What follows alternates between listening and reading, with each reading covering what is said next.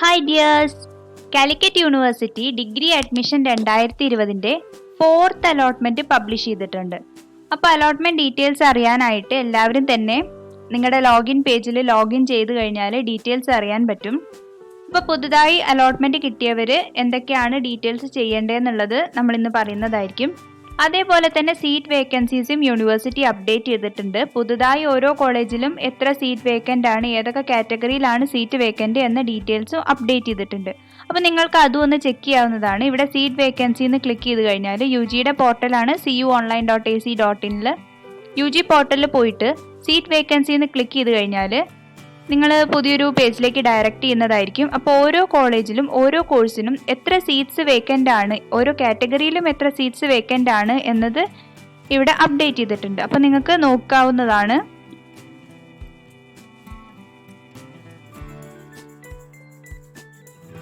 So നമ്മളിങ്ങനെ just college click ചെയ്തിട്ട് search കൊടുത്താൽ അവിടെ അവൈലബിൾ ആയ കോഴ്സുകളിൽ എത്ര സീറ്റ്സ് ആണ് വേക്കൻ്റ് എന്ന ഡീറ്റെയിൽസ് ഇവിടെ കാണാവുന്നതാണ്. ജനറൽ കാറ്റഗറിക്ക് എത്ര സീറ്റ് ഉണ്ട്, ഓരോ കാറ്റഗറി വൈസും സീറ്റ് വേക്കൻസീസ് കാണിച്ചിട്ടുണ്ട്.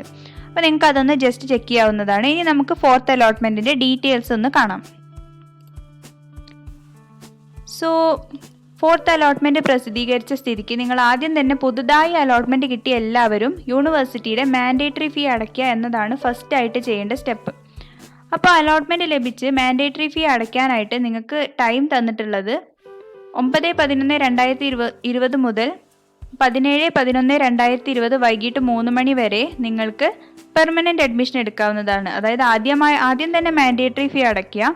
അലോട്ട്മെന്റ് വഴിയാണ് നിങ്ങൾ കയറിയത്, അല്ലാത്ത ഏതെങ്കിലും മീൻസിലാണ് നിങ്ങൾ കയറിയതെങ്കിലും എന്തു തന്നെയായാലും യൂണിവേഴ്സിറ്റിയുടെ മാൻഡേറ്ററി ഫീ അടയ്ക്കാനുള്ള സമയമാണ് 9/11/2020 മുതൽ 17/11/2020 വരെ വൈകിട്ട് 3 മണി വരെ നിങ്ങൾക്ക് ലോഗിൻ ചെയ്ത് കഴിഞ്ഞിട്ട് മാൻഡേറ്ററി ഫീ അടയ്ക്കാവുന്നതാണ്.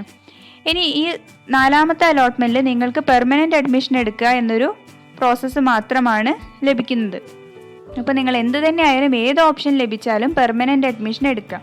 ഇനിയും നിങ്ങൾക്ക് ഹയർ ഓപ്ഷനിൽ പോകാനുള്ള ചാൻസ് ഉണ്ട്, അതിൻ്റെ ഡീറ്റെയിൽസ് പറയുന്നതാണ്. എങ്കിൽ പോലും പെർമനൻ്റ് അഡ്മിഷനാണ് നിങ്ങൾ എടുക്കേണ്ടത്. 3rd അലോട്ട്മെൻറ്റിൽ നമ്മൾ കണ്ടിരുന്നു എന്തായാലും പെർമനൻ്റ് അഡ്മിഷൻ എടുക്കണം എന്നാണ് യൂണിവേഴ്സിറ്റി പറഞ്ഞിരുന്നത്. ഇനി നിങ്ങൾ അഡ്മിഷൻ എടുക്കേണ്ടത് എങ്ങനെയാണെന്ന് വെച്ചാൽ നിങ്ങൾ അഡ്മിറ്റ് കാർഡ് വന്നിട്ടുണ്ടാവും പുതുതായി അലോട്ട്മെൻറ്റ് കിട്ടിയവർക്കൊക്കെ. അപ്പോൾ അഡ്മിറ്റ് കാർഡിൽ കോളേജിനെ ബന്ധപ്പെടാനുള്ള ഫോൺ നമ്പർ ഉണ്ടാവും. അപ്പോൾ ആ ഫോൺ നമ്പറിൽ നിങ്ങൾ കോളേജിനെ ബന്ധപ്പെട്ട് കഴിഞ്ഞാൽ അവർ നിങ്ങളെ ഡയറക്റ്റ് ചെയ്യുന്നതായിരിക്കും ഏത് രീതിയിലാണ് നിങ്ങൾ അഡ്മിഷൻ എടുക്കേണ്ടത്, എന്തൊക്കെ ഡോക്യുമെൻറ്റ്സ് ആണ് നിങ്ങൾ ആ സമയത്ത് സബ്മിറ്റ് ചെയ്യേണ്ടത്, എത്ര ഫീ ആണ് നിങ്ങൾ ആ കോളേജിന് അടയ്ക്കേണ്ടത് എന്ന ഡീറ്റെയിൽസ് ഒക്കെ ആ കോളേജ് നിങ്ങളെ ഡീറ്റെയിൽ ആയിട്ട് പറഞ്ഞ് മനസ്സിലാക്കുന്നതായിരിക്കും.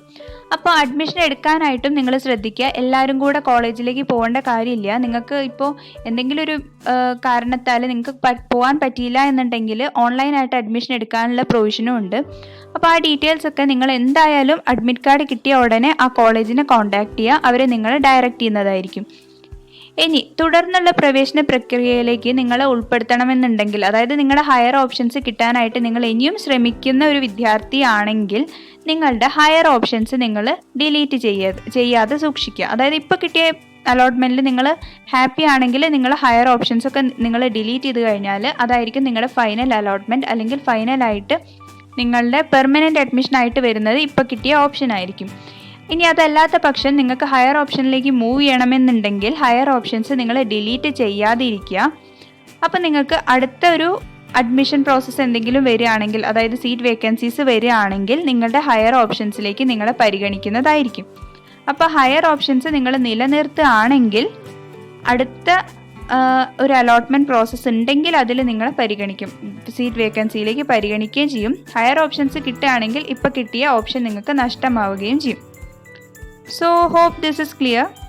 അതായത് ഹയർ ഓപ്ഷൻസ് കിട്ടാനായിട്ട് ഇപ്പോൾ നിങ്ങൾക്ക് പ്രസൻ്റ്ലി കൊടുത്തിട്ടുള്ള ഓപ്ഷൻസിൽ നിങ്ങൾ കിട്ടിയ ഓപ്ഷനിൽ തൃപ്തരാണെങ്കിൽ ഹയർ ഓപ്ഷൻസ് ഒക്കെ ഡിലീറ്റ് ചെയ്യുക, അല്ലാത്തവരൊക്കെ ഹയർ ഓപ്ഷൻസ് നിലനിർത്തുക, അത്രയേ ഉള്ളൂ. ഓക്കെ.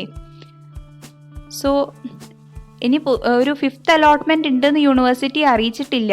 പക്ഷേ സീറ്റ് വേക്കൻസീസ് നമ്മൾ വീണ്ടും കാണുന്നത് കൊണ്ട് തന്നെ അടുത്തൊരു അലോട്ട്മെൻറ്റോ അല്ലെങ്കിൽ ഏതെങ്കിലും ഒരു രീതിയിലുള്ളൊരു സ്പോട്ട് അഡ്മിഷൻ പോലെ എന്തെങ്കിലും ഒരു അലോട്ട്മെൻറ്റ് പ്രോസസ്സിന് സാധ്യതയുള്ളത് ആണ്.